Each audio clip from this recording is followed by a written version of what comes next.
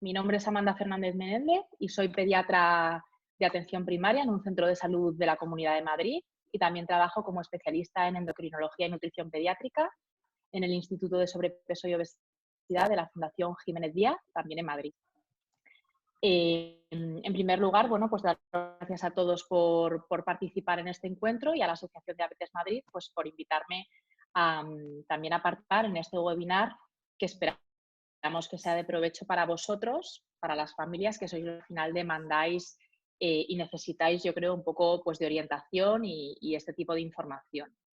Si os parece, yo había preparado un guión, ¿vale? Para ir dando salida, en primer lugar explicando, repasando un poco el documento que colgamos en la web de medidas básicas en cuanto al desconfinamiento y un poquito específicas aplicadas a niños y adolescentes con diabetes tipo 1.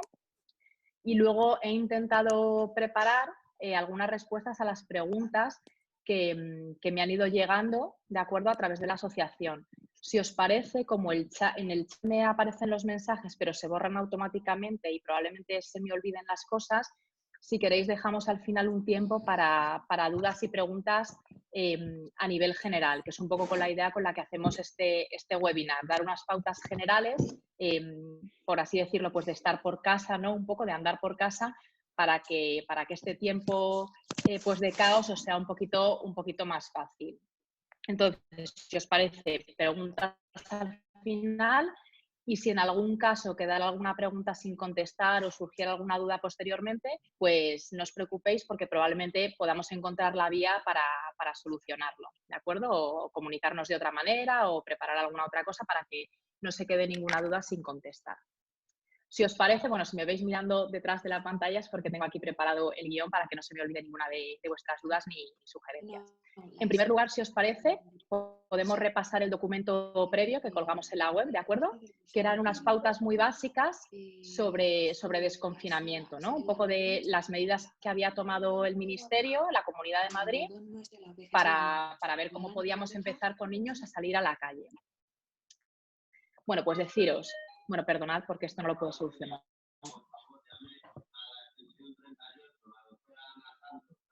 Estas son cosas del directo, lo siento si oís la megafonía del centro, pero esto es así. Entonces, a lo que me refería. El confinamiento en niños, ¿vale?, ha durado casi 6 semanas. Ha durado desde el pasado 14 de marzo, que se decretó el estado de alarma, hasta el 25 de abril, prácticamente 6 semanas. Es decir, es un montón de tiempo que los niños han estado encerrados en casa. Gracias, bueno, pues a la presión o al poder de distintas asociaciones pediátricas, bueno, pues se pidió y se requirió un poco a las autoridades que los niños pudieran empezar a salir por los beneficios que esto tiene, ¿vale?, en la edad pediátrica. ¿A quién van dirigidas? Iban dirigidas estas medidas en principio y siguen yendo dirigidas. Cuando el Gobierno o la Consejería de Sanidad habla de niños, ¿no? Pues hasta niños y adolescentes hasta 14 años. En principio, población sana. Con sana me refiero a que no tenga síntomas de infección activa, ¿vale? Vamos a dejar ahora lo de la diabetes aparte, ¿no? Consideramos al niño, un niño diabético que no tenga signos de infección activa, que no tenga fiebre y demás, lo consideramos en este caso para estas medidas como sano. Y, por supuesto, niños que no hayan tenido que alargar la cuarentena por haber estado en contacto con un caso posible o confirmado, ¿de acuerdo?, de COVID-19. Es decir, si alguno de nosotros, los adultos que estamos en casa, los abuelos o adultos con los que conviva normalmente el niño, han estado ingresados, han tenido un diagnóstico de COVID, confirmado o no confirmado, porque en muchas ocasiones, lamentablemente, no ha habido disponibilidad de test diagnósticos para todo el mundo. Entonces, confirmado o no confirmado, pero que nuestro médico nos haya recomendado aislamiento, nuestro niño, ¿vale?, probablemente tampoco debería estar saliendo a la calle, ¿vale?, y debería alargar este periodo de cuarentena. Una forma básica de resumir un poco las recomendaciones de las autoridades es la regla de los 4 unos que comentábamos en el documento. ¿Esta regla qué quiere decir? Bueno, pues el primer uno es de un paseo como máximo al día, ¿vale? De máximo 1 hora de duración a máximo 1 kilómetro, ¿de acuerdo?, del domicilio y con un solo acompañante adulto por niño o por cada grupo de 3 niños, ¿vale? Esto supone un problema en las familias numerosas donde hay más niños que pues, se han tenido que turnar, salir en varios grupos y demás. En un principio, cuando se elaboró primeramente hasta el 26 de abril estas recomendaciones, el horario que tenían los niños para salir a la calle era más amplio, era del 9 de la mañana a 9 de la noche, un poco para intentar conciliar pues si los padres trabajaban o había algún tipo de problema. Desde el pasado 2 de mayo, el horario de salida de los niños se ha visto reducido de 12 de la mañana a 7 de la tarde. ¿De acuerdo? Porque a partir del 2 de mayo pues, hemos empezado a salir en función de nuestro grupo de edad en una franja horaria determinada a la calle y para evitar el contacto de niños con personas de mayor riesgo o más sensibles a contraer la infección. En este punto me gustaría recalcar que la regla de los 4-1 sigue vigente a día de hoy. A partir de la semana que viene probablemente exista alguna modificación ya con la previsible, ¿no? y ojalá entrada en la fase 1 y en las fases sucesivas que va a haber en la desescalada, pero probablemente en la Comunidad de Madrid este horario de los niños se va a seguir manteniendo, el horario que va de 12 de la mañana a 7 de la tarde. Cuando hay unas recomendaciones bueno, pues que vienen de las autoridades, del gobierno, de la consejería, está el peligro de sobregeneralizar, ¿no? Yo entiendo que cuando se hacen unas recomendaciones para población general, pues no se puede hilar tan fino. Pero probablemente, si tenemos un hijo o un familiar con diabetes tipo 1, no haga falta quemar todos los cartuchos el primer día, ¿no? Y haya que tener alguna precaución extra a la hora de planificar o programar estas salidas. Ahora los niños ya llevan saliendo desde hace más semanas, con lo cual probablemente esto vosotros ya lo habéis vivido y la mayoría de vosotros ya estéis saliendo a la calle. Lo digo sobre todo, ¿vale? Porque probablemente en función de la desescalada que se prevé, las medidas vayan siendo cada vez más laxas y cada vez podamos hacer más cosas. Ahora mismo, por ejemplo, existen ciertas zonas verdes habilitadas, pero con todavía acceso restringido a los parques infantiles. Probablemente esto va a cambiar, ojalá sea en breve.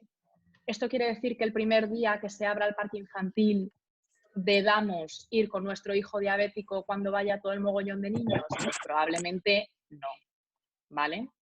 Esto va a depender un poco, de acuerdo a estas medidas y todo lo que vamos a ir comentando en cuanto a diabetes e infección por COVID u otras infecciones o ejercicio, ¿vale?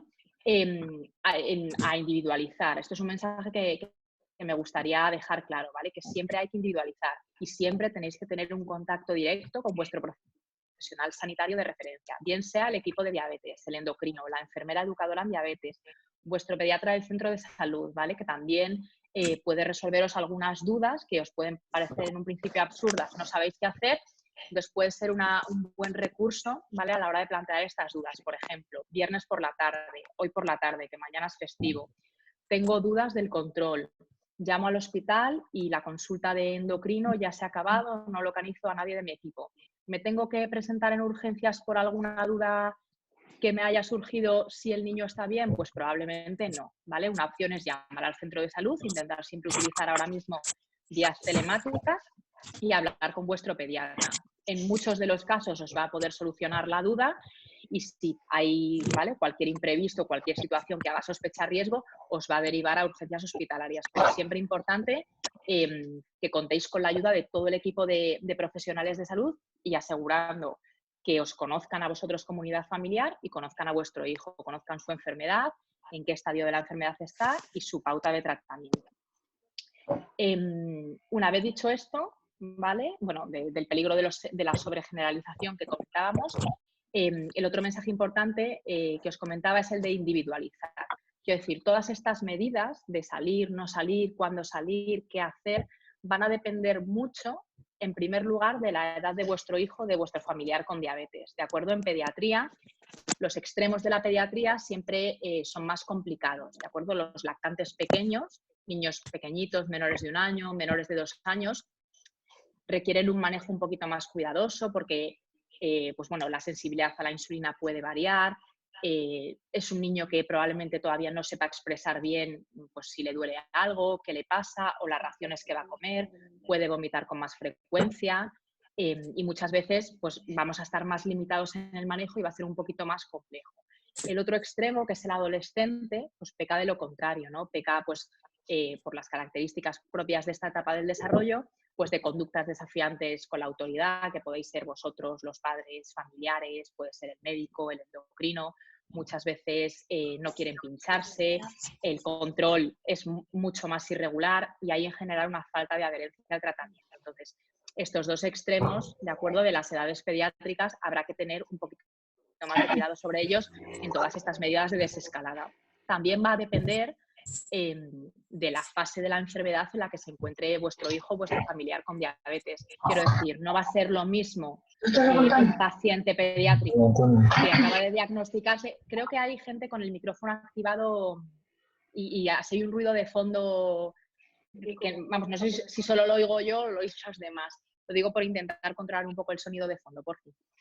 Lo que os decía es que va a depender también un poco las medidas que vayamos a tomar del estadio en el que nos encontremos y que no va a ser lo mismo un paciente con un debut reciente que un paciente que lleva ya varios años de evolución de la diabetes, es conocedor perfectamente de su pauta y está perfectamente bien controlado, que un paciente que por el motivo que sea, infeccioso, COVID o no COVID, ¿vale?, tenga un periodo de descompensación. Entonces esto, individualizar al paciente y tener contacto directo con vuestro profesional sanitario me parecen dos ideas que tienen que quedar súper claras, ¿vale? Y que no tengáis nunca miedo ni vergüenza de consultar por tontería que os parezca la duda que os pueda surgir, ¿vale? Porque quiero decir que para eso estamos nosotros, para ayudar y para intentar poner un poco de orden, más en estos tiempos en los que el caos es la norma del día y hay encima un exceso de información y de desinformación.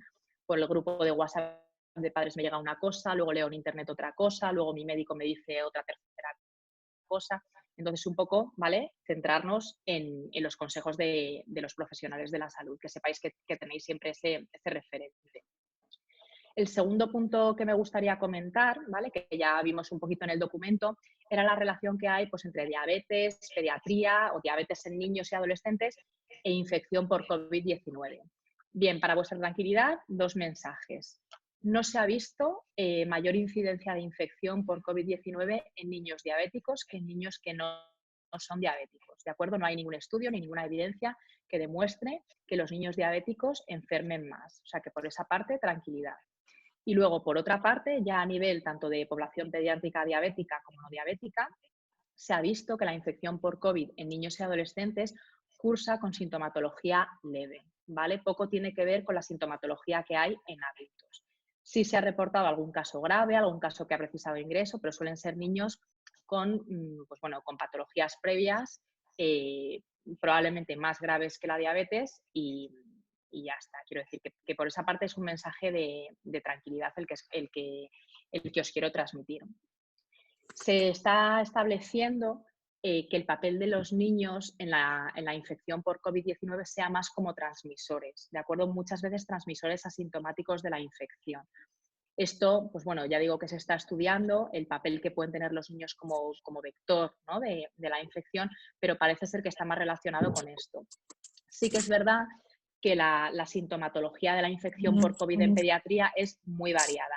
Ya digo, desde casos asintomáticos, ¿vale?, como hemos comentado, en el que el niño participa sobre todo como un posible vector transmisor de la enfermedad, como cuadros gastrointestinales, náuseas, vómitos, diarrea, cuadros respiratorios, clínica cutánea, ¿vale?, lesiones en la piel, manchitas, granitos, lesiones tipo sabañón, ¿vale?, en la punta de los dedos de las manos, de los pies, y esta sintomatología normalmente requiere un tratamiento simplemente sintomático. Ya digo que las complicaciones suelen ser muy leves, ¿de acuerdo?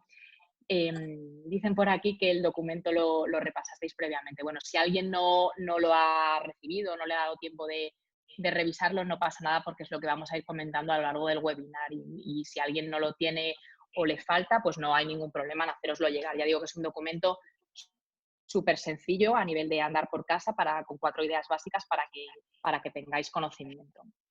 Entonces, una vez dicho esto, eso no, ¿vale? Esto es una pregunta que sí que se están haciendo muchas familias, probablemente alguna de vosotras también. Si la diabetes es un factor de riesgo en la infección por COVID-19. Bien, pues es verdad que desde las autoridades sanitarias se ha metido la diabetes como enfermedad crónica que es, ¿de acuerdo? Crónica en cuanto que es, ¿vale? Es una enfermedad que se mantiene en el tiempo porque a día de hoy pues no existe una cura para la diabetes, pero la diabetes del niño en muchas ocasiones poco tiene que ver con la del adulto. Entonces, cuando se establece la diabetes como factor de riesgo, parece que va más enfocada a la diabetes del adulto, que tiene otra serie de características y que normalmente es un paciente que asocia a otro tipo de patologías en las que además de la edad del adulto, ¿vale?, hacen que esta persona sea más susceptible a la infección, ¿de acuerdo?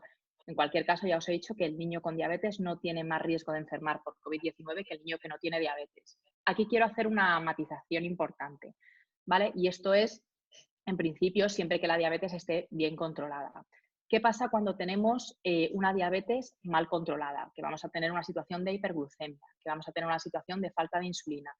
Bueno, cuando pasa esto, entran en juego otro tipo de hormonas de las que luego hablaremos, hormonas del estrés, hormonas, bueno, que van a tender a subir la glucemia y que dificultan mucho la acción de las barreras de defensa del organismo, ¿de acuerdo? De los leucocitos, de los glóbulos blancos.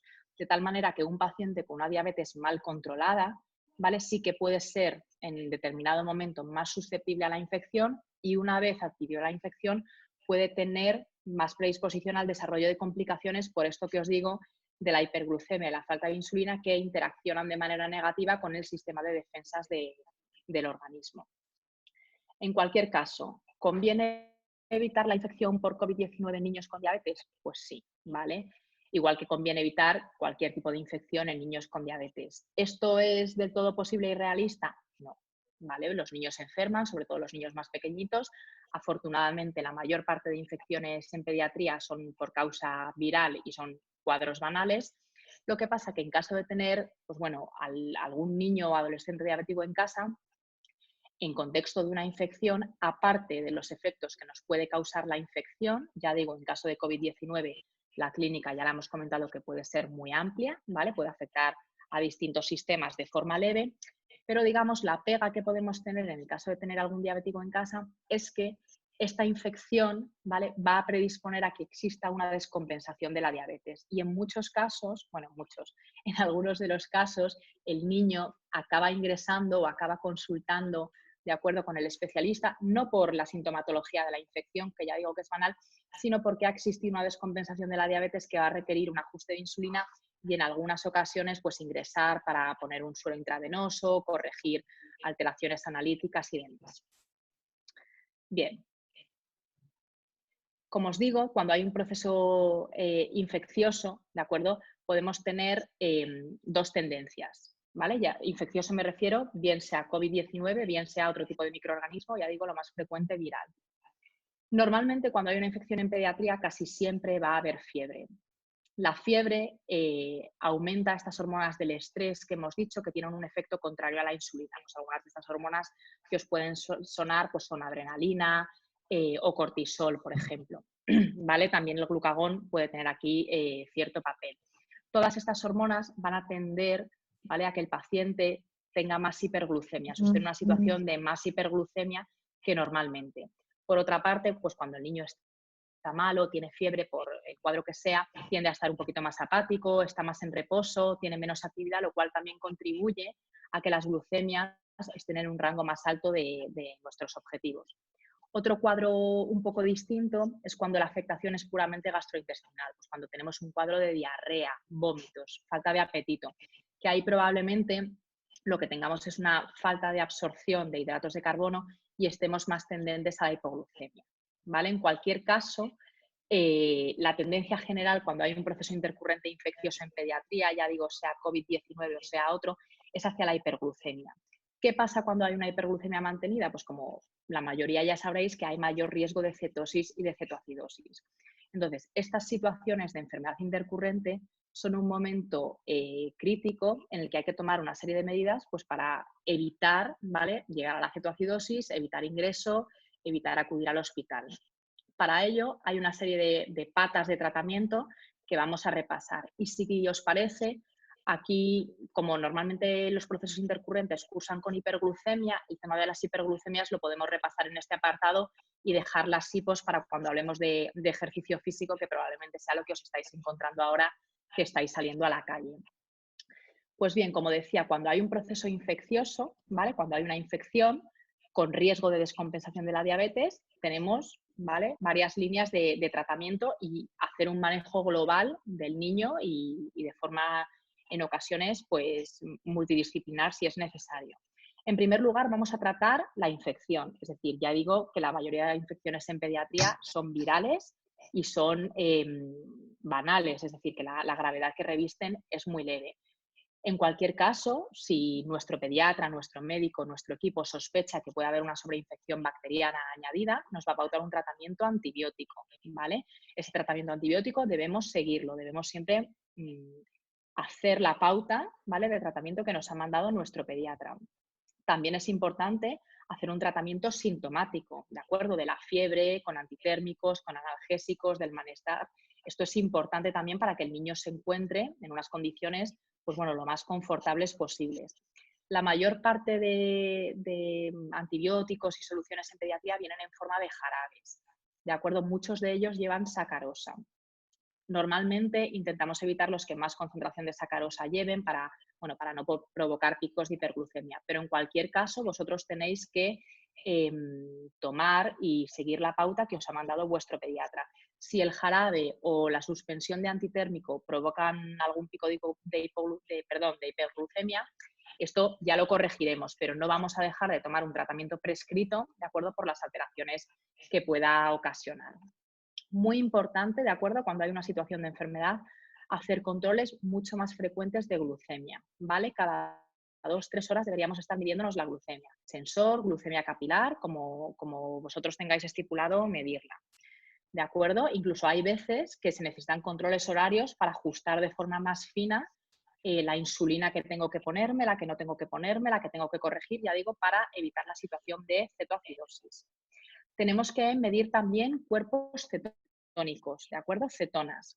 En función un poco de dónde os estén llevando, de lo que os haya comentado vuestro equipo de diabetes, podemos medir las cetonas de dos formas distintas. Bien en sangre, ¿vale?, teniendo en cuenta que la cetonemia en sangre la vamos a considerar positiva a partir de 0,5 normalmente, de 0,5 a 1 consideramos más bien indicios, y sobre todo positiva y con más riesgo, ¿vale?, de cetosis a partir de 1. Y con más riesgo, indudablemente, según aumente el valor de cetona en sangre. Y luego tenemos también las tiras en orina, ¿vale?, que las vamos a recordar que son las tiras que viran hacia color morado, ¿de acuerdo? Y donde también hay un sistema de cruces, considerando, ¿de acuerdo?, que tenemos cuerpos cetónicos positivos en orina cuando tenemos por encima de 2 cruces de cetonas en orina. Aquí vamos a modificar la pauta insulínica según tengamos hiper o hipoglucemia, ¿de acuerdo?, a la situación de enfermedad. Ahora ya digo que comentaré un poquito más el tema de la hiperglucemia. Pero tiene que quedar claro que no podemos suspender la insulina, ¿vale? La insulina lenta no la podemos suspender incluso aunque haya una situación de hipoglucemia. Ya iremos corrigiendo, ya iremos remontando, pero la insulina la necesitamos, ¿de acuerdo?, para vivir. Entonces, no podemos suspender la insulina lenta. En algunos casos sí que, en función de lo que os comente vuestro equipo, de las pautas que os dé, podemos bajar en un cierto porcentaje, 10-20%, la insulina lenta, si estamos más tendentes a la hipoglucemia. Incluso en caso de náuseas o vómitos, sobre todo en el caso de lactantes pequeñitos, a veces lo que se hace en casos seleccionados es poner la insulina rápida después de la ingesta, ¿vale? Para esto tenemos que saber cuál es nuestro ratio insulina-ración. Entiendo que los términos ratio, insulina, ración, bolo corrector, insulina de corrector y insulina de corrección, perdón, os suenan. Si en algún caso no os suenan estos términos, no os preocupéis, ¿de acuerdo? Porque probablemente estéis empezando la educación diabetológica y estos son términos que se van a machacar mucho durante todo el proceso de formación, ¿de acuerdo? En cualquier caso, comentar brevemente que el ratio insulina-ración es la cantidad de insulina que yo necesito, ¿vale?, para metabolizar, para asimilar mi cuerpo una ración de hidratos de carbono. De tal manera que, por ejemplo, si yo sé que para ración o gramos, en función de cómo lo tengo, una ración son 10 gramos de hidratos de carbono, en función de cómo lo tengáis estipulado, si os manejáis con gramos o os manejáis con raciones. De manera que, por ejemplo, si yo sé que necesito para estar bien en mi control postprandial una unidad de insulina por cada ración, ¿de acuerdo? Y tomo 3 raciones en lugar de las 6 que tengo pautadas, pues después me pincharé 3 unidades, ¿de acuerdo?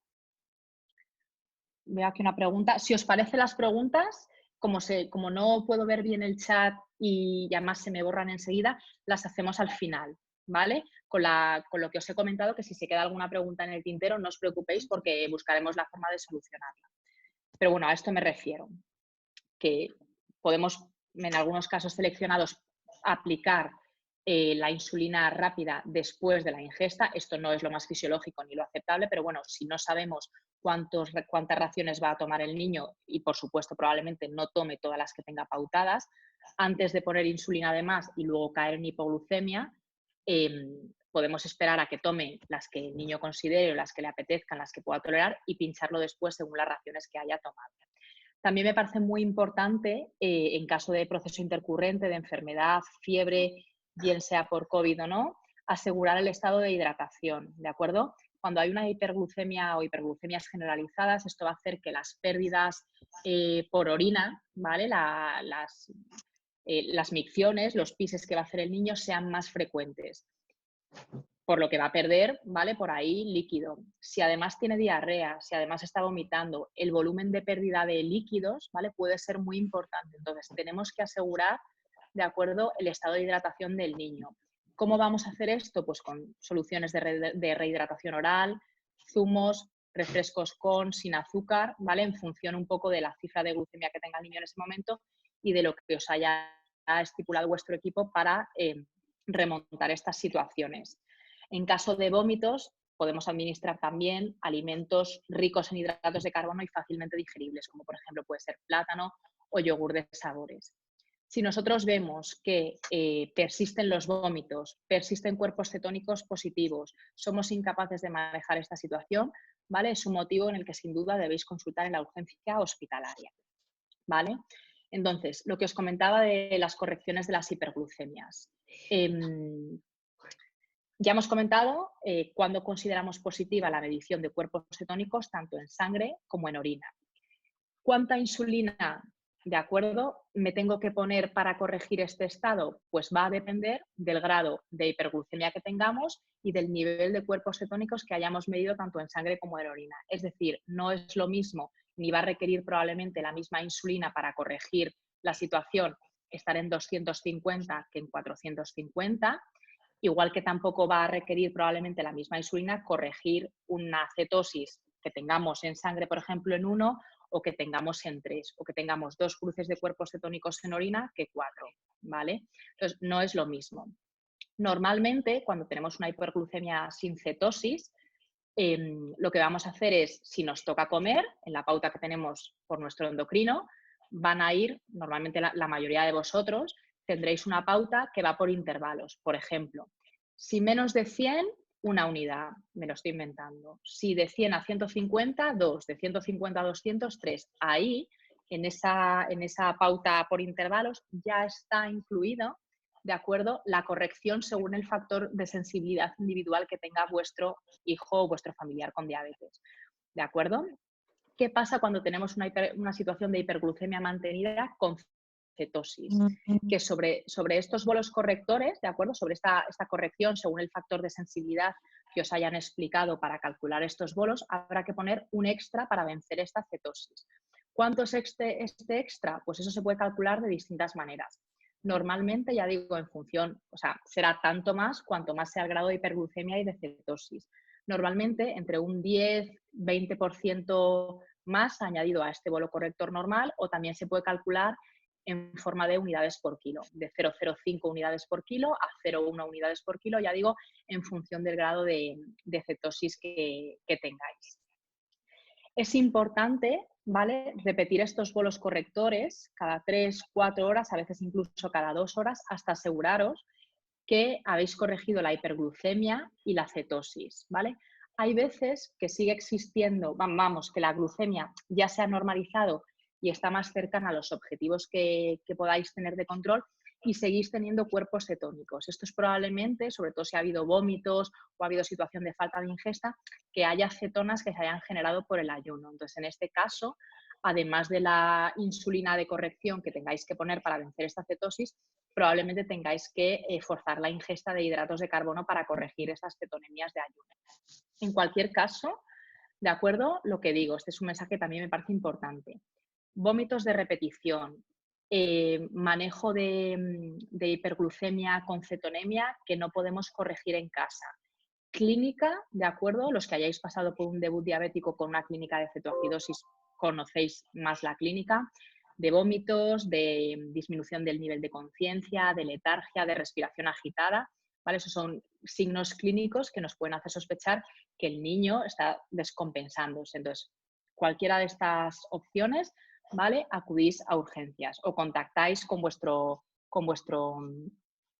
perdonad, o contactáis con vuestro equipo de diabetes, ¿de acuerdo? Que os puede indicar un poco la pauta a seguir o si tenéis que ir a urgencias o no. Obviamente, si hay un estado de deshidratación, probablemente os indiquen acudir a urgencias porque el niño, ya digo, que necesitará un suero intravenoso. Entonces, esto en lo que respecta, de acuerdo, a procesos intercurrentes infecciosos, bien sean por COVID o no, ¿vale? Que hay que estar muy al tanto de medir glucemias, de medir cuerpos cetónicos y de asegurar estado de hidratación y que haya una comunicación estrecha y directa con vuestro equipo, ¿vale? Eso me parece muy, muy importante. El siguiente punto que yo tenía por aquí para comentar era el tema del ejercicio físico, la diabetes, la relación riesgo-beneficio que hay con esto, ahora que ya los niños llevan unas semanas saliendo y previsiblemente puedan salir incluso durante más tiempo y las restricciones de las autoridades cada vez sean menores. Y los cambios que habíais solicitado alguno de vosotros, ¿no? Comentar un poco los cambios en el perfil glucémico y ajustes de insulina, tanto por hiperglucemia como por hipoglucemia. Pues lo que os he comentado, quiero decir, probablemente la situación de confinamiento las semanas previas, muchos de vosotros hayáis experimentado más bien situaciones de hiperglucemia que habréis corregido según os haya indicado vuestro equipo, probablemente con bolos correctores o en el momento en el que os tocará comer, ¿vale? Siguiendo la pauta de intervalos y en función de esa pauta administrando lo que correspondiera. Ya digo que esta pauta de intervalos ya lleva incluida la corrección, ¿de acuerdo? En función del factor de sensibilidad. Y ahora mismo os estáis encontrando, según hayáis salido a la calle, probablemente situaciones de hipoglucemia.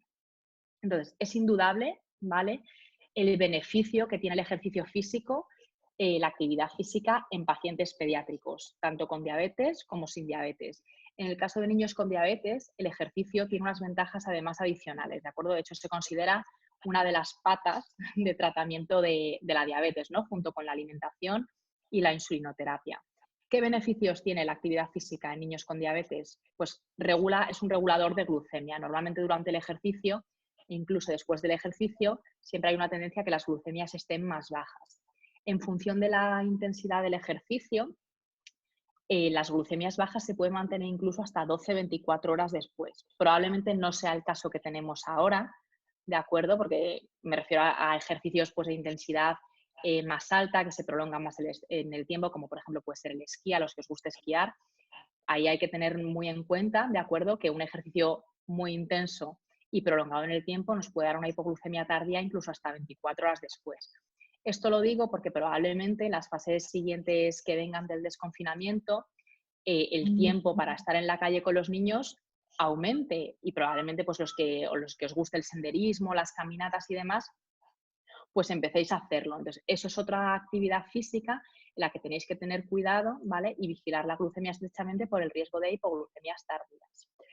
En cualquier caso, otro de los beneficios del ejercicio es que mejora mucho la sensibilidad a la insulina. Tanto es así que incluso algunos niños tienen menos requerimientos de insulina, ¿vale?, si practican ejercicio regularmente.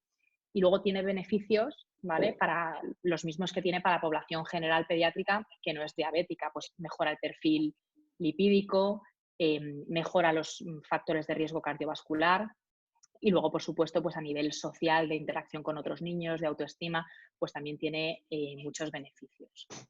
Entonces, ¿qué puede pasar de acuerdo con el ejercicio, ¿no?, con estas salidas progresivas que estamos haciendo a la calle? Bueno, pues ya digo que la tendencia es a tener pues, más hipoglucemias. Las hipoglucemias, independientemente del ejercicio, ¿vale?, tienen también otras causas, pero son la complicación más frecuente del tratamiento intensivo de la diabetes tipo 1. Entonces, las familias que ya llevéis un periodo de rodaje y de educación diabetológica un poquito más prolongado, pues os habrán enseñado a detectar hipoglucemias y corregirlas, ¿vale? A lo mejor cada uno tenéis marcado un valor a partir del cual consideráis hipoglucemia, normalmente se suele poner en torno a 70, ¿de acuerdo?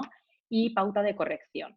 Entonces, normalmente la pauta de corrección de la hipoglucemia es ingerir, siempre que la vía oral, por supuesto, esté conservada, es ingerir pues de 5 a 15 gramos, que viene a ser pues media ración o hasta 1,5 raciones de hidratos de carbono de absorción rápida, ¿vale? Geles, tabletas de glucosa, zumos, ¿vale? Que al final, pues bueno, es un remedio socorrido y que todos tenemos a mano y podemos llevar a la calle en estas salidas progresivas que vamos a hacer. Si hemos detectado una hipoglucemia y ya le hemos ofrecido al niño estos gramos de hidratos de carbono, que ya digo que varían en función un poco de la edad y el peso, os lo habrá indicado vuestro equipo, debemos posteriormente, a los 15 minutos, volver a medir la glucemia, ¿vale? Sensor, glucemia capilar, como os hayan indicado. Si persistimos en hipoglucemia o no hemos alcanzado el objetivo que tenemos marcado de corrección, tendremos que volver a administrar estos 5 o 15 gramos de hidratos de carbono de absorción rápida. Y muchas veces, si esta situación se ha repetido, podremos también incluir, ¿vale? Darle al niño algún hidrato de carbono de absorción lenta, por ejemplo, galletas, ¿de acuerdo? Para evitar luego el riesgo de hipoglucemias recurrentes. En cualquier caso, ¿vale? Si nosotros tenemos una hipoglucemia, ya digo que la mayoría de las hipoglucemias que os vais a encontrar en este momento y la mayoría de las hipoglucemias que hay en contexto de diabetes pediátrica son hipoglucemias leves, ¿vale? Que no suelen bajar de medidas de 55. Con clínica, bueno, que puede ser variada, puede ser asintomática y con clínica de la que llamamos pues adrenérgica, sudoración, palpitaciones, palidez, temblor, ¿vale? Cuando existe una hipoglucemia grave, ¿vale? Que en niños la vamos a definir cuando existe sobre todo afectación neurológica, esto es mucho más raro, ¿de acuerdo? Y no creo que sea a lo que os estáis enfrentando ahora en las salidas. Pero bueno, porque lo sepáis también que cuando existe una hipoglucemia grave, normalmente por debajo de 50, niveles de 55, o asociada a pues, pérdida de conciencia o letargia, convulsiones, o cuando hayáis tenido que administrar glucagón, ¿vale? Según la pauta que os han dicho, eso es una indicación también de acudir al hospital, bien contactar con vuestro equipo de diabetes, bien acudir a urgencias. ¿De acuerdo? Las hipoglucemias graves van a requerir normalmente una valoración por especialista. Entonces, esto me parece importante que lo conozcáis. En cualquier caso, ¿qué vamos a hacer con la ingesta ahora que vamos a salir más, que además podemos llevar patinete, podemos llevar patines, podemos llevar bicicleta? ¿Qué vamos a hacer con la ingesta antes del ejercicio? Bueno, pues en función del ejercicio que se vaya a realizar, ¿vale? Que aquí voy a apuntar que el ejercicio que deberían realizar niños y adolescentes con diabetes tipo 1 y niños en edad pediátrica en general son ejercicios de intensidad moderada y baja resistencia, ¿de acuerdo? Son ejercicios aeróbicos, es decir, intentar evitar ejercicios de fuerza. Ahora mismo estáis saliendo con la bici, con el patinete, esto es a lo que me refiero con ejercicio aeróbico, ¿vale? Una actividad en la que yo me esté moviendo la mayor parte del tiempo y que no tenga que emplear pues fuerza bruta. Y normalmente, pues en función de la edad del niño, de 30 a 60 minutos de duración, ¿vale? Entonces, ¿qué vamos a hacer, como digo, con la ingesta antes del ejercicio? Pues normalmente se recomienda medir la glucemia, ¿de acuerdo? Si está por debajo del valor que tengáis estipulado por vuestro equipo, que pongamos, por ejemplo, es 100, ¿vale? Pues probablemente tengamos que ingerir alguna ración de hidratos de carbono y retrasar el ejercicio pues de 10 a 15 minutos para que cuando empecemos a realizar el ejercicio tengamos una cifra más cercana a la normalidad. Acordaos que durante el ejercicio, ¿de acuerdo? El músculo va a consumir, ¿de acuerdo? Glucosa circulante. Entonces tenemos que asegurarnos que tenemos un nivel seguro para poder practicarlo sin riesgo de hipoglucemia. Si tenemos una glucemia normalmente por encima de 100 hasta 250, podemos empezar el ejercicio sin ningún tipo de suplemento. Si tuviéramos una glucemia, esto me parece una situación un poco más rara, pero que sepáis que si tenemos una glucemia por encima de 250, ¿vale? Deberíamos posponer la realización de ejercicio y medir cuerpos cetónicos, ¿vale? Para corregir. Y después, en función de la intensidad y duración del ejercicio, durante el ejercicio, como norma general también deberemos ingerir alguna ración de hidratos de carbono. Se recomienda también que después del ejercicio, ¿vale? Haya una comida rica en hidratos de carbono, ¿de acuerdo? De absorción más lenta para recargar la reserva hepática que se ha podido ver alterada pues, por la energía, el azúcar consumido durante el ejercicio que hemos hecho. Por otra parte, comentabais qué hacer también con los ajustes de insulina durante el ejercicio. Bueno, pues en función, ya digo, de la actividad que vayamos a realizar, podemos llegar a disminuir sin eliminar, ¿de acuerdo? Siempre hay que poner algo, la insulina que va a actuar durante el ejercicio. Ya digo, según la intensidad, pues podemos bajar de un 10% a incluso hasta un 60%, ya digo, estos en deportes muy intensos que probablemente ahora no vengan al caso. Pero bueno, que en algún caso, sobre todo si detectáis de forma repetida hipoglucemias, sí podéis disminuir la insulina en función de lo que os haya comentado vuestro equipo. Normalmente los cambios de insulina, tanto para aumentar como para disminuir, se suelen hacer pues de media en media unidad en niños pequeñitos, de una en una en niños un poco más mayores y hasta de 2 en niños adolescentes y adultos jóvenes. Esto ya digo que lo va a marcar vuestro equipo de diabetes en función de la sensibilidad a la insulina que tenga vuestro hijo familiar en particular. Entonces, muy importante a la hora para los que pedíais tips y recomendaciones. Importante planificar, ¿vale? Vamos a hablar ahora en un momento de la importancia de las rutinas, ¿de acuerdo? Pero planificar en qué momento del día voy a salir, intentar salir en la medida de lo posible todos los días a la misma hora y ver qué patrón tengo, ¿de acuerdo? Porque a la hora de hacer cambios, es decir, comentabais también alguno que cuando era momento para subir, bajar, el tema de las insulinas. Entonces, las familias que ya llevéis cierto rodaje en educación diabetológica y tengáis el visto bueno de vuestro equipo, probablemente ya os atrevéis incluso, y está totalmente indicado, a mover insulinas, a subir, a bajar, a ajustar en función de los cambios que hayáis visto. Sí es recomendable, de acuerdo, que los cambios que hagáis de insulinas los hagáis cuando hayáis observado un patrón. Es decir, hacer un cambio de insulina por una hiperglucemia o hipoglucemia aislada y que no se repite, tampoco parece que tenga mucho sentido. Por eso insisto en el tema de planificar y tener una rutina, ¿vale? Para que los cambios que hagáis sea después de haber observado un patrón, pues después de 3, 4 días, oye, pues estoy bajo siempre que vengo de hacer ejercicio.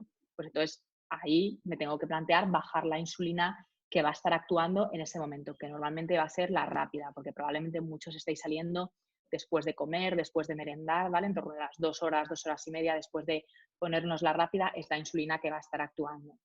Entonces, si observáis este patrón, sin ningún miedo, ¿vale? En función de la cantidad de medida de vuestro factor de sensibilidad y de lo que os hayan indicado, podéis bajar la insulina que va a actuar en este momento, ¿de acuerdo? Para las salidas, muy importante, tener en cuenta la medición que tenemos que hacer por sensor, por glucemia capilar. Llevad siempre de reserva hidratos de carbono de absorción rápida, por lo que hemos comentado, para remontar las hipoglucemias, de absorción lenta, ¿vale? Llevad incluso glucagón, ¿de acuerdo? Eso es importante, sobre todo si va a haber ya una actividad pues tipo caminata en estas fases que van a venir, pues caminatas por las sierras, senderismo, ¿de acuerdo? Que vayáis bien equipados porque planificar os puede sacar de muchos apuros. En segundo lugar, ¿vale? Del documento que habíamos confeccionado para la web, comentábamos un poco las medidas generales, de acuerdo, adaptadas. Yo os voy a remitir después a través de la asociación unos links, ¿vale? 3 o 4 que me parecen interesantes y sobre todo me parecen fiables en una época que vivimos, ya digo, de mucha desinformación y que ya no sabemos a qué atenernos, ¿no? Entonces, me parecen links que os pueden servir de ayuda, tanto de la Asociación Española de Pediatría como del Ministerio de Sanidad, de acuerdo, como de la Sociedad Española del Sueño, que luego veremos que alguno también tenía dudas acerca del sueño. Entonces, medidas generales adaptadas, ¿vale? Un poco a pacientes con diabetes. Ya digo, ¿qué medidas estamos tomando, ¿no? Para prevenir un poco la infección por COVID-19 en niños? Bueno, pues la medida que ha demostrado mayor eficacia es el distanciamiento social, ¿vale? De por lo menos 2 metros. Asegurar esto no siempre es fácil, sobre todo si vamos a ir a comprar una gran superficie, si vivimos en una urbanización con muchas familias que además salimos todos en mogollón a la misma hora y nos encontramos por la calle, es decir, que cuando salen niños a la calle, sobre todo en zonas con urbanizaciones familiares, hay muchos niños por la calle. Entonces, asegurar la distancia social de niños muy pequeños puede ser complicado en ocasiones. Alguna pregunta iba en relación al uso de mascarillas. Entonces, esto me parece también muy importante dejarlo claro porque está suscitando muchas dudas a nivel de consulta de atención primaria. Los niños menores de 1 año no deberían bajo ningún concepto usar una mascarilla, ¿de acuerdo? Esto tiene que quedar muy claro, ya sea por vuestros hijos con diabetes, vuestros hijos que no tengan diabetes, sobrinos, primos, vecinos, quien sea, ¿vale? Por favor, tened muy claro y haced llegar el mensaje que los niños menores de 1 año no deberían usar mascarillas. En la Comunidad de Madrid ahora mismo se ha abierto una prescripción de manera general, ¿vale? Que está en proceso, digamos, de cambiarse por asociaciones pediátricas, donde se ha prescrito una mascarilla a niños de días. Entonces, esto pues tiene un cierto peligro y cierta, digamos, complicación. No podemos olvidar que un niño muy pequeño, ¿vale? Un lactante menor de 1 año, el riesgo de asfixia va a estar ahí. Entonces, niños menores de 1 año, bajo ningún concepto, mascarillas. Hay plataformas online de venta por todos conocidas que están publicitando mascarillas para lactantes. ¿De acuerdo? Mucho ojo con esto. Y luego, incluso el ministerio, ¿vale? En las nuevas recomendaciones, incluso en el documento que yo os pasé, ponía la edad de 4 años, de 3-4 años, ¿vale? Para considerar que niños hasta 3-4 años no llevarán mascarilla.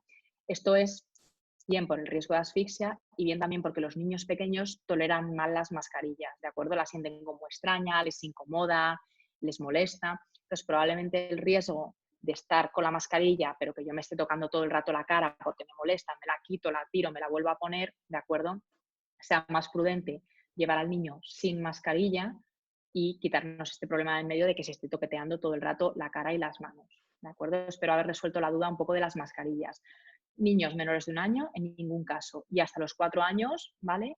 Pues con mucha precaución, ¿de acuerdo? Y solo en momentos muy puntuales si vemos que el niño es capaz de tolerarla, por ejemplo, cuando hay aglomeraciones. Si no, tampoco deberían usar mascarillas, ¿vale? Esto me parece muy, muy importante. Otras medidas que han demostrado pues, eficacia, ¿no? En la disminución de la transmisión de COVID-19 es sobre todo el lavado de manos. En este sentido, las familias que tenéis niños y adolescentes con diabetes pues jugáis también con ventaja, ¿no? Porque sois, por la experiencia, muy meticulosos al manipular plumas, al manipular bomba, al ponerme el catéter, al ponerme el sensor, ¿vale? Se insiste mucho durante los talleres de educación diabetológica en el lavado de manos. Entonces, esto vosotros jugáis con ventaja y nos supone un extra. Cuando vengo de la calle, pues sí conviene dejar los zapatos fuera de casa, lavarme las manos, si puede ser, ¿vale? Ducha o baño completo del niño. Y luego, en cuanto al uso de guantes, el uso de guantes no es obligatorio. Recordemos que los guantes que se están vendiendo y que realmente son, digamos, aceptados para prevenir la transmisión son guantes de materiales plásticos, con lo cual en niños pequeños tampoco estarían indicados por el riesgo de asfixia y atragantamiento y además que estamos viendo que dan una sensación de falsa seguridad, es decir, parece que con guantes toco más cosas, toco superficies, me toco la cara porque tengo la sensación de que no pasa nada, y al final, ¿de acuerdo? Eso es peor que el llevar las manos al descubierto y tener una correcta higiene de manos, ¿vale? Entonces, estas medidas y otras más, un poquito más específicas para pacientes con diabetes, lo podéis consultar en el documento que hemos dejado en la web y yo de todas maneras os voy a remitir, ya digo, links de sociedades pediátricas avaladas, científicas y hechas por profesionales para familias, que yo creo que es lo que necesitáis, ¿no? Que la respuesta no venga de un grupo de WhatsApp del colegio de los niños, por ejemplo. Después, varios de vosotros también teníais dudas respecto al sueño, ¿no? Y las rutinas. Aquí he estado haciendo un poco de investigación porque es verdad que esto está pasando tanto en niños con diabetes como en niños que no tienen diabetes, ¿de acuerdo? Nos estamos encontrando con que la falta de rutina pues, ha supuesto un descabale de horarios, ya no sé ni cuándo me levanto, ni cuándo me acuesto, ni cuándo como, ni cuándo me pincho. Entonces, esto añadido al paciente con diabetes, pues juega en su contra, ¿de acuerdo? Porque si cada día como a 1 hora, me pincho a 1 hora, voy a tener un perfil alterado y además si quiero hacer algún cambio porque tengo el perfil alterado y cada día estoy haciendo una cosa y a 1 hora distinta, pues no voy a saber qué cambio hacer, cuándo hacerlo, ni a qué achacar esta alteración que tengo, tanto hiperglucemia como hipoglucemia, ¿de acuerdo? Entonces, esto os lo voy a dejar también redireccionado, ¿vale? Para que podáis acceder, ya que tiene pues, un artículo que está pensado para familias, también ya digo por expertos neurólogos, neurofisiólogos y expertos del sueño a nivel nacional, que me parece muy interesante. Se llama Que el coronavirus no te quite el sueño, ¿no? Y ahí pues los tips que comentabais que necesitabais para ir volviendo a la rutina poco a poco, pues vienen explicados. Vamos a repasarlo someramente, lo tengo aquí, ¿vale? Con modo chuleta, pero bueno, me parece que está muy bien y también tienen un vídeo explicativo que creo que os puede resultar de utilidad. Entonces, desde la Asociación Española del Sueño hablan cómo en el sueño influyen dos factores, ¿no? Por una parte tenemos un reloj biológico, que es el que nos va a decir cuándo dormir, cuándo comer, cuándo despertarnos, y luego hablan de lo que son los sincronizadores, que es un término que me ha llamado la atención, ¿no? Que son aquellos hábitos que ya hemos aprendido y que son los que ponen en marcha un poco este reloj biológico. Por ejemplo, durante el curso escolar normalizado, pues yo salgo del cole, hago la extraescolar que me toca, voy a casa, meriendo, hago los deberes, me ducho, ceno, leo y me duermo. ¿De acuerdo? Por ejemplo, esta serie de hábitos es lo que llaman los sincronizadores, ¿no? Que son una serie de acciones que yo ya tengo interiorizadas y que van a ayudar a mi reloj biológico, ¿de acuerdo? A decir, ahora esto es una actividad de por la mañana y ahora ya me voy relajando y ya sé que estoy llegando al final del día por las actividades que hago y llega la hora de dormir. Entonces, da 3 consejos básicos que luego desglosa en más consejos que ya digo que podéis acceder a la información. Pero bueno, vamos a repasar los básicos que me parecen interesantes por las dudas que os suscitaban algunas familias, ¿no? En primer lugar, y esto me parece básico, ¿vale? Ya digo, para pacientes con diabetes, para pacientes sin diabetes, a vuestro nivel particular de unidad familiar única, ¿de acuerdo? Y es mantener una rutina. Entiendo que esto es difícil porque la rutina que teníamos previa, o la que tenían los niños previa del colegio, eso actualmente no está siendo factible. Y realmente no sabemos cuándo van a volver a empezar al colegio, el que tenga guardería, cuándo va a empezar guardería. Pero lo que parece poco sensato y poco realista es estar 3, 4, 6 meses como si fueran vacaciones, es decir, sin horarios, de me levanto cuando quiero, como lo que quiero, eso parece poco sensato. Entonces, probablemente, debido ya al tiempo de evolución que llevamos en casa y con estas medidas, bueno, de ir saliendo poco a poco, ya vosotros hayáis generado vuestra propia rutina, ¿no? Si no la tenéis o si la que tenéis no os está funcionando porque hay un descontrol en la diabetes, porque hay un descontrol de horarios, porque sois muchos en casa y es inmanejable, rutina, ¿de acuerdo? Os cogéis una pizarra, os descargáis de internet calendarios que hay con motivos infantiles, con lo que queráis, ¿vale? Y que haya un horario y que ese horario se cumpla. ¿De acuerdo? Sobre todo, respetar la misma rutina de forma diaria en los horarios de sueño, sobre todo al despertar, de comidas, de actividad física, ¿vale? Que esto sea todos los días normalmente a la misma hora. Por supuesto, esto va a favorecer que la puesta de insulinas, ¿vale? La administración de insulinas también sea a la misma hora, lo cual es fundamental por lo que os decía. Porque si yo veo que hay alteraciones en el patrón de la glucosa, que hay hiperglucemia, que hay hipoglucemia y cada día estoy haciendo una cosa distinta y a una hora distinta, no voy a saber esa cifra anómala a qué se está debiendo y la voy a intentar corregir y si corrijo bien y si no, tampoco sé por qué no lo voy a estar corrigiendo porque cada día tengo una rutina distinta, ¿no? Entonces esto me parece fundamental. En segundo lugar, ellos hablan de potenciar el contraste entre las actividades de día y las de reposo. Esto también me parece que es bastante lógico, pero bueno, en momentos en los como estos de caos, en los que es, ya digo, fácil perder el sentido común, pues conviene que alguien también nos lo repase. Ellos hablan de exponer a los niños a luz natural por lo menos un par de horas al día. Hasta el día de hoy los paseos, ¿vale? Tienen que ser de máximo una hora. Podemos aprovechar, pues bueno, que no haga excesivo calor, pero bueno, que aprovechar a salir en una hora de exposición a luz solar y luego, por ejemplo, hacer algún otro tipo de actividad en casa, pues cerca de una ventana, en el balcón, los que tengáis suerte de tener terraza, un chalet, una parcela con jardín, fenomenal. Bueno, estos son, ya digo, cosas del directo, ya lo siento, pero no puedo influir en esto. Entonces, lo que os comentaba, ¿de acuerdo? Es verdad que hemos visto a nivel de la consulta de atención primaria que lamentablemente pues esta situación de pandemia provoca mayores diferencias.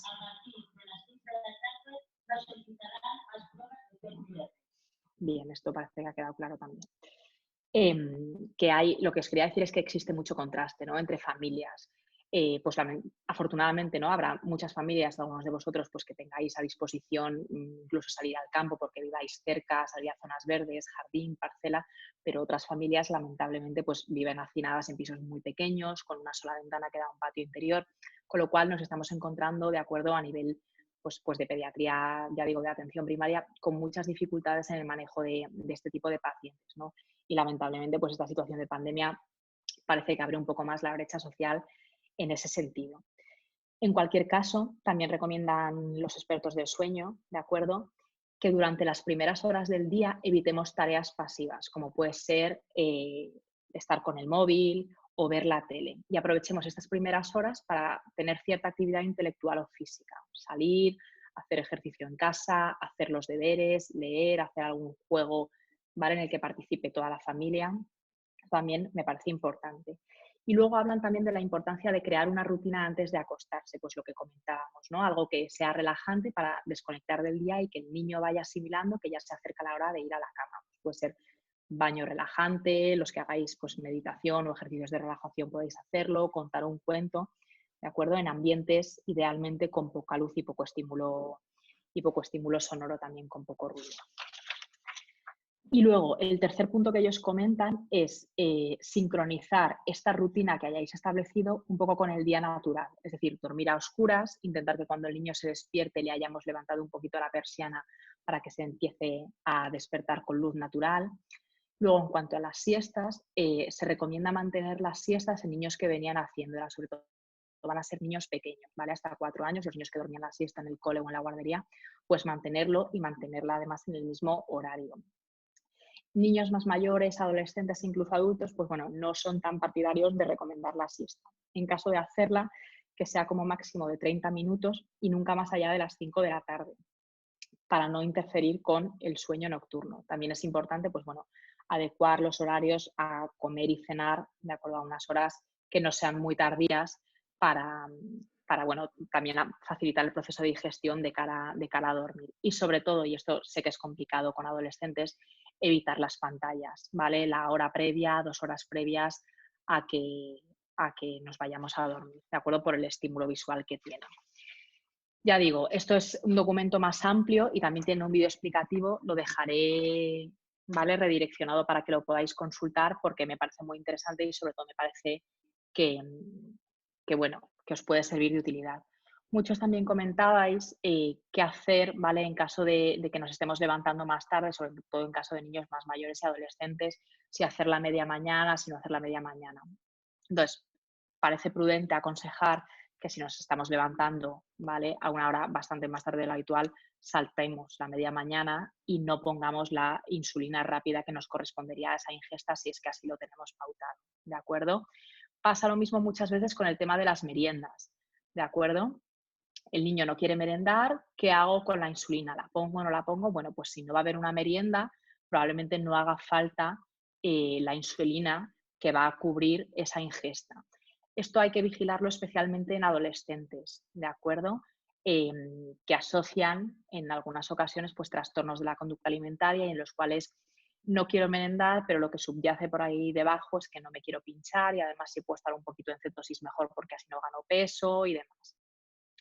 Y luego, en cuanto a los fenómenos que habíais comentado, que queríais repasar, el fenómeno del alba y el fenómeno de Somogyi, que también tienen que ver un poco pues, con el tema del sueño, vamos a repasarlos brevemente para intentar que quede claro. En los dos fenómenos, lo que nos vamos a encontrar es una hiperglucemia, ¿vale? Una cifra alta cuando nos levantamos. El tener una cifra alta en ayunas cuando nos levantamos se puede deber a múltiples causas, ¿de acuerdo? A que la insulina rápida de la cena se me haya quedado corta y esté arrastrando una hiperglucemia postprandial hasta primera hora de la mañana. A que me haya pasado con los hidratos. A que la insulina lenta, ¿de acuerdo? Que eso también lo vemos mucho, me la esté poniendo en un momento del día y no me llegue a cubrir esa última hora de la noche, ¿de acuerdo? Esto suele pasar también en adolescentes, con lo cual, bueno, y por otra serie de fenómenos, ¿no?, como puede ser el fenómeno del atardecer, que también pasa, las hormonas contrarreguladoras, estas que hablábamos, que tienen un efecto contrario a la insulina y se segregan de manera fisiológica por el cuerpo, se van a empezar a segregar, ¿de acuerdo? Son las que nos van a preparar para el día. Entonces, normalmente se van a empezar a segregar pues, de madrugada, de 3 de la mañana a 8 de la mañana. Entonces, el fenómeno del alba se debe a esto, es un fenómeno fisiológico que puede ocurrir en personas con diabetes y sin diabetes. ¿Qué pasa en una persona con diabetes? Que yo tengo mi páncreas que detecta un nivel alto de glucosa, ¿vale? Segrega insulina y esos niveles bajan, con lo cual yo me levanto en una cifra de glucosa normal. En un paciente con diabetes, a no ser que corrijamos con insulina externa, ¿de acuerdo?, se va a levantar en hipoglucemia. Este es el fenómeno del alba, ya digo que se debe, ¿vale? Es un fenómeno fisiológico y se debe al aumento de estas hormonas contrarreguladoras que llamamos de madrugada y a partir de la primera hora de la mañana, que son las que nos preparan para el día. El fenómeno de Somogyi tiene el mismo resultado, ¿de acuerdo? Es una hiperglucemia en la primera hora de la mañana, vamos, normalmente en ayunas, pero que se debe a un efecto rebote de haber hecho una hipoglucemia previa, ¿de acuerdo? Nosotros tenemos una cifra alta en ayunas, pero que eso viene rebotado de haber hecho una hipoglucemia previa. ¿Por qué he podido hacer una hipoglucemia previa? Porque no he ingerido las suficientes raciones de hidratos de carbono, porque me he pasado con la rápida, porque he hecho ejercicio, ¿vale? Muy pegado a la hora de acostarme, incluso pues, en pacientes adolescentes que consumen alcohol, ¿de acuerdo? Pues también tenemos este problema. Entonces, nosotros tenemos una hipoglucemia, ¿vale? Que va a ser reactiva. Nosotros hacemos la hipoglucemia, por lo que digo, por el fenómeno que haya sido, por la causa que haya sido y que hemos explicado, y el organismo lo detecta y vuelve a segregar este tipo de hormonas contrarreguladoras, ¿vale? Para corregir esta cifra, con lo cual nos vamos a levantar con una cifra de glucemia alta.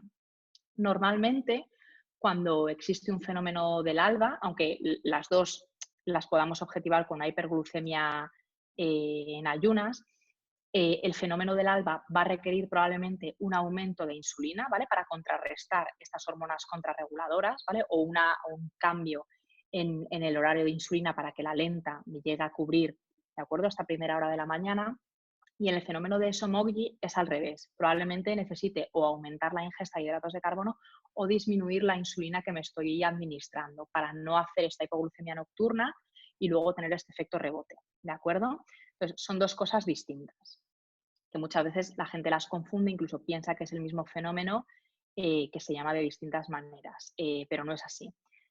A lo que me refería antes, que no sé si he llegado a concluir, es hay otro tipo de fenómeno, por ejemplo, que también es frecuente y también suscita bastantes preguntas, que es el fenómeno del atardecer, que es más típico en adolescentes, que por el perfil biológico y de desarrollo que tiene,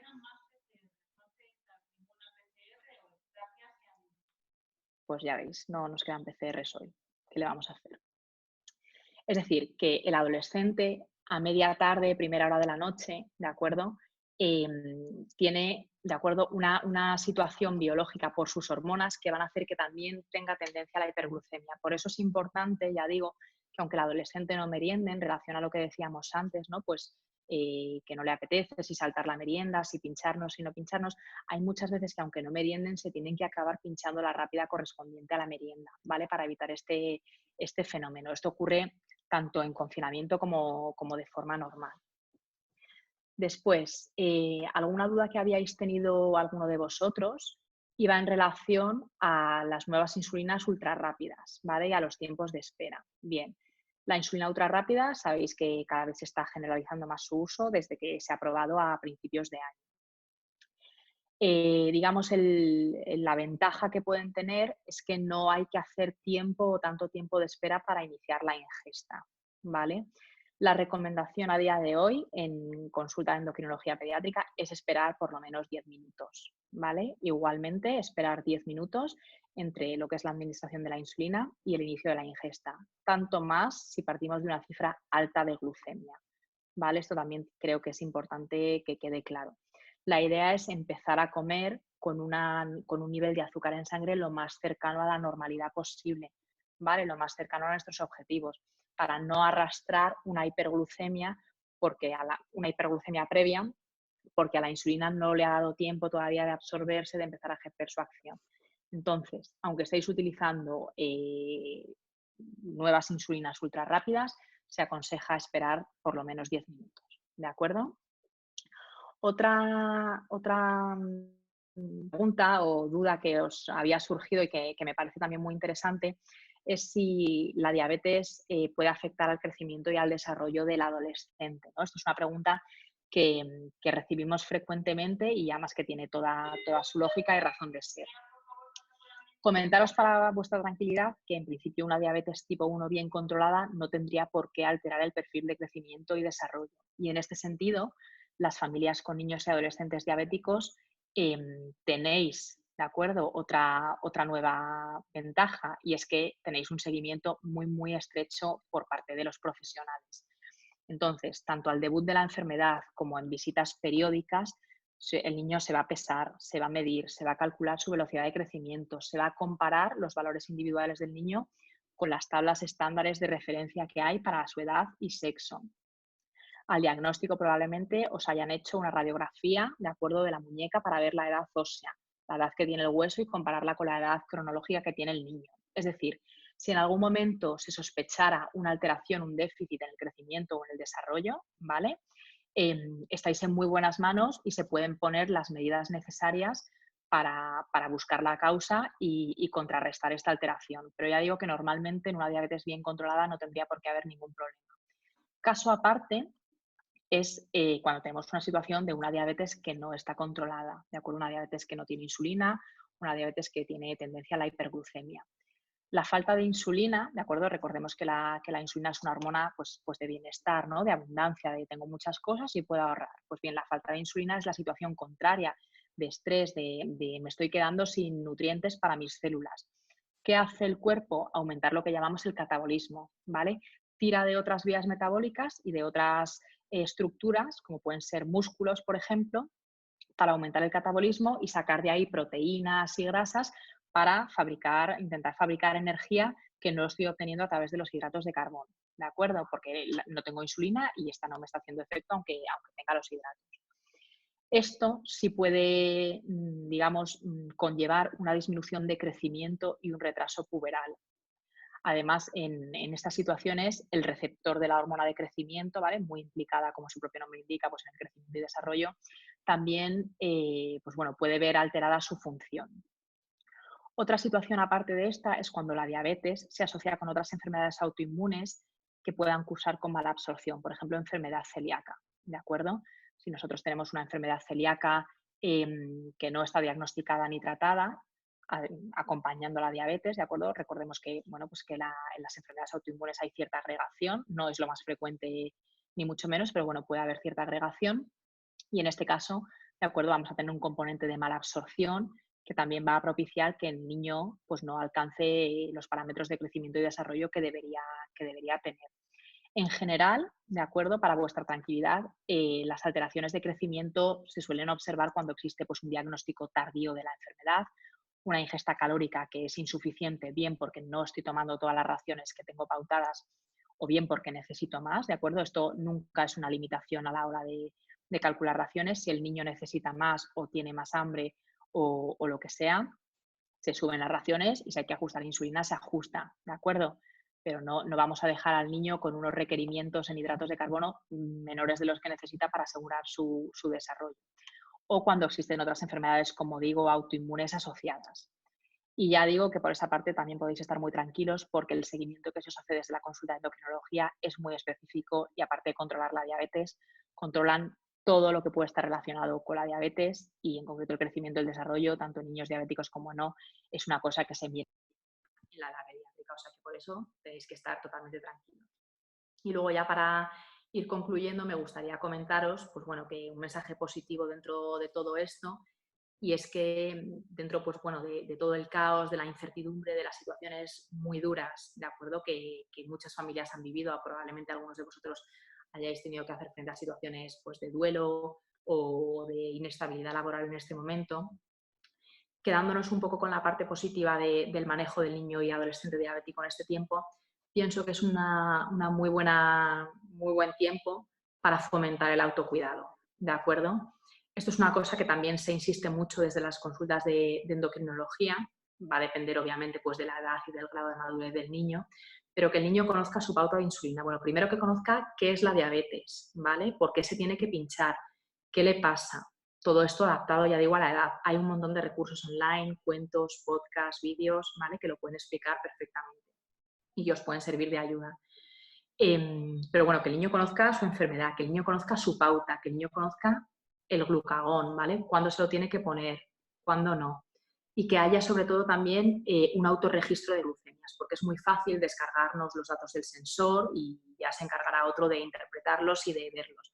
Pues no, es buen momento para que el niño, ¿de acuerdo?, haya un autorregistro de eso. Y ante la duda, ¿vale?, lápiz y papel, calendarios, hay un montón de plantillas, el típico librito, ¿vale?, del diabético, que tiene para apuntar, desayuno, media mañana, comida, merienda, cena, medianoche, y que el niño, en función de su edad, sea partícipe de esto y lo apunte. Y así, además, ¿de acuerdo?, es mucho más fácil observar un patrón. ¿De acuerdo? Así puedo ver de forma visual más fácil, oye, pues estoy hipoglucémico cuando vengo de hacer ejercicio y tengo que bajarme la rápida de la merienda o el cambio que haya que hacer. Entonces creo que es un buen momento para empoderar al niño, de acuerdo, en la medida de sus capacidades, y empoderaros a vosotros mismos desde por parte del profesional y sobre todo también pues de vuestra propia unidad familiar, pero empoderar a la familia un poco para que se ponga por delante de la enfermedad y haga un manejo estupendo como me consta que es en la mayoría de los casos. Y ya está. Si queréis hacer alguna pregunta en los minutillos que nos faltan, ya digo que voy a dejar los links que he comentado que me parecen útiles y que me parece que pueden ser recursos interesantes a través de la asociación para que los podáis consultar. Y si tenéis alguna duda que no queráis comentar por aquí o que no dé tiempo o lo que sea, porque vamos un poquillo más justos de tiempo, no os preocupéis porque buscaremos la forma, ¿vale?, de darle salida a todo esto. Espero que mi mensaje un poco pues de tranquilidad, de normalización y de que lo que estáis viviendo vosotros probablemente lo están viviendo todas las familias, ¿de acuerdo?, con niños con diabetes, con niños con otro tipo de patologías, miedo, inseguridad y exceso de información y de desinformación. Y bueno, que sepáis que podéis contar siempre con vuestro equipo de profesionales y que está a vuestra disposición para cualquier duda que tengáis, pues por tonta que os parezca, porque ninguna duda es tonta y menos en contexto de la diabetes. A ver si puedo... Perdonad, estoy mirando el chat. A ver, buenas tardes, no empezó, perdonad. Esto no sé si lo estoy haciendo bien, no sé si me estáis viendo, pero para mirar el chat tengo como que borrar la cámara. Vale.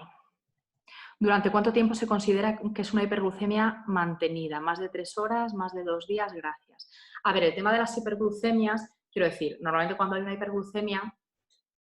¿Me estáis viendo? ¿Me veis? ¿Me oís? Sí, se te ve bien y te vemos Vale, también. si subo el chat, ¿me veis igual? Digo, para ir leyendo las preguntas Sí, mientras leo, para no estar sí. cambiando de pantalla. Perfecto. Vale, me decís que sí. Entonces entiendo que me estáis escuchando. Estábamos por lo de la hiperglucemia mantenida, perdonad. Entonces, vamos a ver, la hiperglucemia, si nosotros detectamos una hiperglucemia, va a haber que corregirla, ¿de acuerdo? Si vemos que, quiero decir, una hiperglucemia por encima de los valores de referencia que nos hayan marcado a nosotros como objetivo de control, que esto va a variar en función de cada paciente.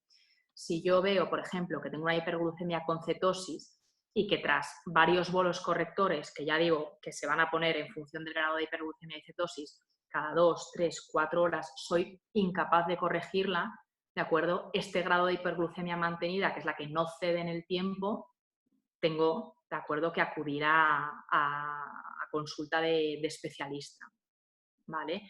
Las hiperglucemias, como hemos comentado, pues tienen este riesgo de cetoacidosis. Entonces, desde luego, no podemos plantearnos la situación de estar en una hiperglucemia, sobre todo una hiperglucemia de riesgo, de más de 250 durante días. Es una situación que hay que revertir lo antes posible. Ya digo que también a la insulina rápida hay que darle tiempo, ¿vale? Hay que darle pues 2 horas de acción para que veamos que empieza a bajar, ¿vale? Pero desde luego no nos deberíamos plantear estar días con hiperglucemias por encima de 250 sin chequear ni consultar con nuestro equipo.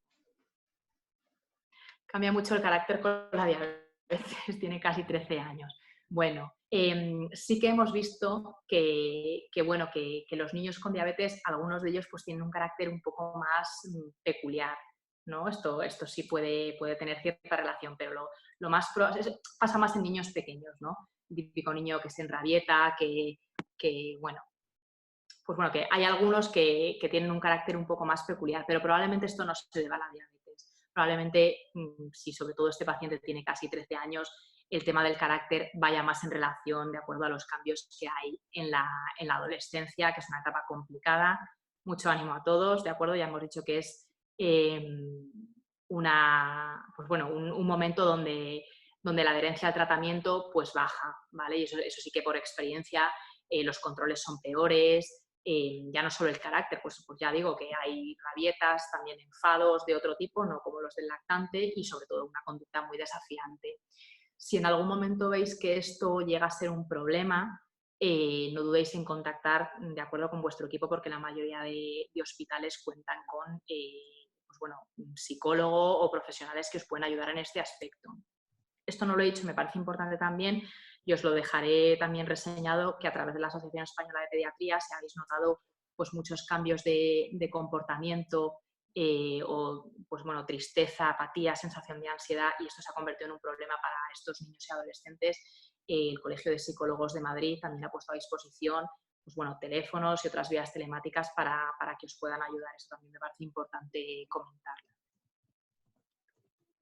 Te vemos, sí.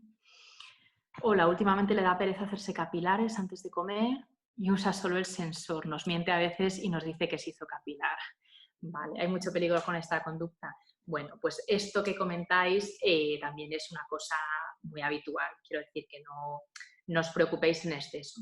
Es decir, la ventaja del sensor pues es la obvia, ¿no? No me tengo que pinchar. No sé en qué punto de la enfermedad está, si es un diagnóstico reciente o es una diabetes ya más evolucionada. Sí que es recomendable, ¿de acuerdo? Cuando si el sensor da una cifra normal, podéis estar relativamente más tranquilos, ¿de acuerdo? Pero sí es verdad que cuando el sensor da una cifra que tengáis vosotros establecida como hipoglucemia o hiperglucemia o una cifra alterada, ¿vale? Por exceso o por defecto, deberíamos comprobar siempre con mediciones capilares, ¿de acuerdo? Esto sí es importante. Ya digo, si el sensor da una cifra normal, pues bueno, también va a depender, ya te digo, de la edad que tenga el niño y de la evolución, del tipo de evolución que lleve. Pero si son cifras anómalas, por exceso o por defecto, sí habría que comprobar con capilar. Y esto sí que es importante. Yo tengo la incertidumbre del posible distanciamiento con la vuelta al cole. Queda mucho y no sabemos cómo será la situación en septiembre, pero me surge la duda de si estos niños deberán continuar en casa, si para ellos sería distinto que para el resto. Pues a ver, esta duda que comenta Pilar, ¿vale? También la tienen muchos padres, no solo de niños con diabetes, sino de niños pues, con otro tipo de patologías crónicas, incluso ya digo que pueden ser pues a medio y largo plazo incluso más complicadas que la diabetes. De momento, la situación es de incertidumbre. Entonces, habrá que ver un poco qué medidas se toman en los colegios y en las guarderías con esto, ¿vale? Parece ser que la idea es que sí que se vaya a asegurar el distanciamiento social en las aulas, cosa que a mi parecer me parece, pues bueno, complicado. Probablemente, ya digo también en función de la edad del niño y del estadio en el que esté, pues si está en una fase estable, si está en una fase, de acuerdo, más pues bueno, de descompensación, probablemente sea prudente esperar unos días, ¿de acuerdo? A ver cómo se canaliza el aluvión de niños que van a acudir a colegio o a guardería, ver realmente si estas medidas de distanciamiento, de seguridad, de lavado de manos se toman y probablemente sea prudente esperar unos días. Tampoco soy partidaria de aislar al niño, quiero decir que esta nueva normalidad, ¿no? que tanto nos están comentando, es una realidad y va a ser una realidad como lo es ya la telemedicina, que creo que el paciente diabético se puede beneficiar mucho de la telemedicina. Pero bueno, que probablemente haya cambios que hayan venido para quedarse. Entonces, también encerrar al niño en una burbuja por miedo, porque se pueda contagiar, por lo que pueda pasar, pues bueno, probablemente tampoco sea lo más sensato. Pero bueno, al principio, sobre todo, sí que puede ser prudente esperar unos días para cualquier cambio que vaya a haber, ver primero cómo se soluciona, cómo se maneja el colegio. Por supuesto, el colegio debe saber en todo momento de la condición de vuestro hijo, ¿de acuerdo? El niño tiene que ir correctamente identificado y ver un poco las medidas que se pueden tomar. Me preguntan por qué los diabéticos tienen que cuidarse más los pies, tiene más probabilidades de tener problemas o deformidades o infecciones de pie por ser diabético. Vale, voy a cerrar ya el chat para veros y luego ya despedirme. Pues bien, es verdad que el pie diabético es una patología frecuente dentro de la diabetes. Es rara o muy rara, ¿de acuerdo?, en niños. El pie diabético es una complicación mucho más frecuente en edad adulta y mucho más frecuente cuando ha habido una diabetes no bien controlada. Una ventaja que tenéis vosotros, ¿vale? Las familias con niños y adolescentes con diabetes, sobre todo cuanto antes haya sido el debut, es que estos niños, quitando la época de la adolescencia, que ya estamos comentando que es una época un poco peculiar, están muy bien controlados, ¿vale? El niño se hace enseguida su pauta, se controla, se maneja, ¿vale? Eso va a depender también mucho de vosotros, ¿no? De explicarles la importancia de las mediciones y del autocuidado. Y sí que está visto que los niños que tienen un buen control de la diabetes durante la infancia y la adolescencia tienen un mejor control de adulto y tienen menos complicaciones, ¿de acuerdo? Para esto es importante también las cifras de hemoglobina glicada y en qué rango nos estemos moviendo y qué objetivos tengáis vosotros de hemoglobina glicada. Entonces, que es el parámetro que se ha visto que está en mayor relación con las complicaciones pues, de microvasculares, macrovasculares, que son las que luego van a dar lugar probablemente a lo que llamáis el pie diabético. Pero bueno, en niños esta entidad es rara, ¿de acuerdo? Es muy poco frecuente y es una patología mucho más frecuente en adulto, mal controlado. Entonces, resumen, ¿vale? Enseñarles a controlarse y a medirse y ser muy concienciados con esto y veréis que las complicaciones pues probablemente sean mucho menores. ¿De acuerdo? Bien, nos vamos acercando ya a la hora prevista para finalizar. Ya digo que si alguno tiene alguna duda más, alguna pregunta más, pues bueno, no tengo inconveniente pues, en volver a colaborar o hacer algún documento. Y a través de la asociación no tengáis ningún problema en poneros en contacto.